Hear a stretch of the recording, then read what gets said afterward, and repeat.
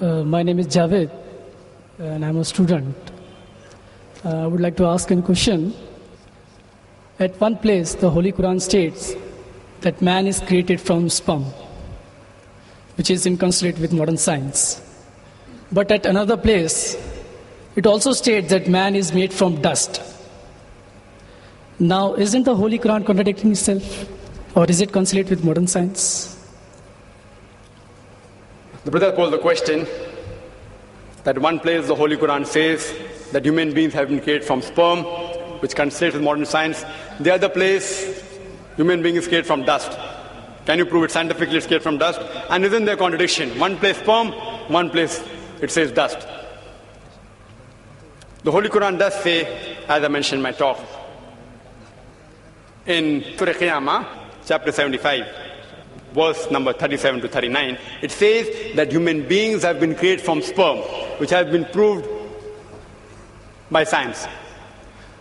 The Holy Quran also says in Surah Hajj, chapter 22, verse number 5, that we have created the human beings from a quintessence of dust. Today science tells us that all the elements that are there in the human body, they are present in lesser or greater quantity in the soil, in the earth. So the statement that human beings have been created from earth is scientifically proven.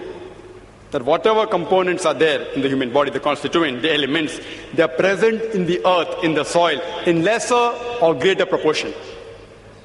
The second part of the question, isn't it a contradiction?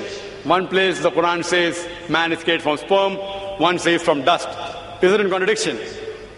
See, a contradiction is two statements which are conflicting with each other, which cannot take place simultaneously. The Quran does not only say man has been created from sperm and the other place from dust. It also says in Surah Furqan, chapter 25, verse 54, that man has been created from water. You will tell me there are three contradictions. See, science has proven that man has been created from dust, as well as from sperm, as well as from water. If I tell you in one statement that to make a cup of tea, I require water. In the second statement I say, to make a cup of tea, I require tea leaves or tea powder. It's not a contradiction. I require both. If I want to make sweet tea, I add sugar to it. If I want to make panikam tea, I add less water and more milk. If I want to make Sulaimani tea, I add only water. So there is no contradiction when the Quran says human being is created from sperm and dust and water. It is actually contradistinction. What is the meaning of contradistinction? Contradistinction means speaking two or more things about a subject which are not conflicting with each other. For example, if I say that this man is honest, he's kind and loving, it is contradistinction. But if I say this man is always a liar and a truthful person, then it's contradiction, because both are opposing. If it's not opposing, it's called as contradistinction.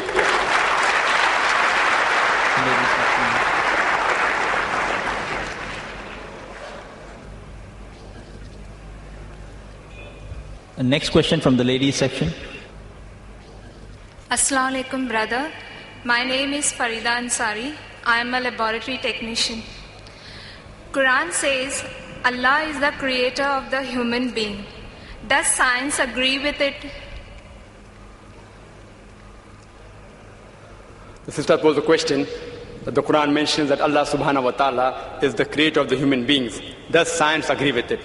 And Quran says in several places, including the last verse of the embryological stages, that is Surah Mu'minun, chapter 23, verse number 14, that Allah is the best to create.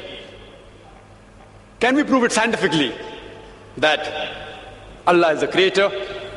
Quran gives the answer. Quran gives the answer in Surah Tur, chapter 52, verse number 35. It poses a question that were you created from nothing? See, the Arabic word used for creator in all the verses of the Quran is khaliq. It is derived from the Arabic word khalaqa. Arabic word khalaqa has got 4 meanings. One meaning is to create something from nothing, without any previous example. That's only possible for Allah subhanahu wa ta'ala. Second meaning of khalaqa is to create something new from pre-existing material. The third meaning is of khalaqa, programming or planning. And the last meaning is to make smooth. So Quran poses a question in Surah Tur, chapter 52, verse 35, that were you created from nothing? But naturally the answer is negative. No. Human beings aren't created from nothing. They pose the next question. Were you the creators or we the creators? We know very well that man cannot create another man. If he could do that, then the moment he died, he would have created himself back. If his relatives would have died, he would have brought them back to life. Human beings can't even create a living creature such as fly, live aside human being. Neither can you attribute the organs of the body, say the reproductive organs, like testes or ovaries, that they are the cause for a creation. Because if you say that the testes, the uterus, etc. are the cause, then you have to include your ancestors, their reproductive system, their ancestors, all are responsible. So the answer is negative. Quran poses the next question in Surah Waqia, chapter 56, verse number 58 and 59, that do you not look at the sperm you have emitted? Were you the creator or we the creator?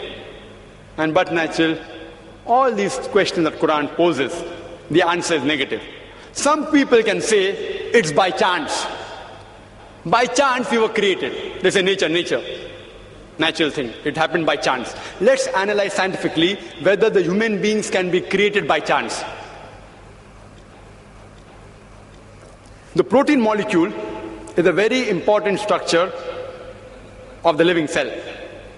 Very important part in the living structure of the cell. The protein molecule consists of 5 elements: the carbon, nitrogen, oxygen, hydrogen, and sulfur. And there are tens and thousands of atoms required to make one molecule. One atom has 5 elements: carbon, nitrogen, oxygen, hydrogen, and sulfur. There are tens of thousands of atoms which make one protein molecule. And there are approximately 92 free elements. The chances that out of these 92, the 5 will form an atom, and these atoms will form tens and thousands of atoms to form one protein molecule, was calculated by Frank Alien. And he said the chances are 1 in 10 raised to 160. You know what is the meaning of 1 in 10 raised to 160? If I say 1 in 10 raised to 2, 10 raised to 2 means 100, 2 zeros. 1 in 100, chances 1%. If I say 1 in 10 raised to 3, it means 1 in 1,000. That's 0.1%. If I say 1 in 10 raised to 4, it means 1 in 10,000. Means 0.01%. So when the calculation was made, 1 in 10 raised to 160, it means 0.00000, 157 zeros, then 1. And mathematics tells anything 1 in raised to 10 raised to 50, it's counted as 0. Furthermore, this is talking about one molecule, and the substance required to form this one molecule of protein was calculated by another person, Charles Guy, that it will require millions of times of substance as huge as our galaxies. Millions of galaxies will require to form this one molecule of protein. And the time was calculated by Charles Guy. The time taken for one protein molecule to be formed will be 10 raised to 263 years. You know what is that? 1000000, 263 zeros it will take to form one protein molecule.